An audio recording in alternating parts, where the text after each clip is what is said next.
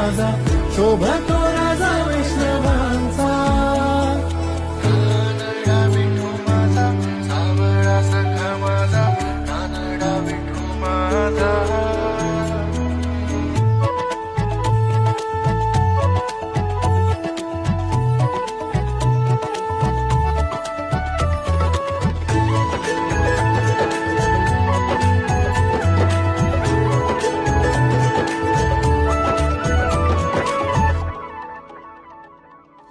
गहिवरल्या श्वासांना बळ दे,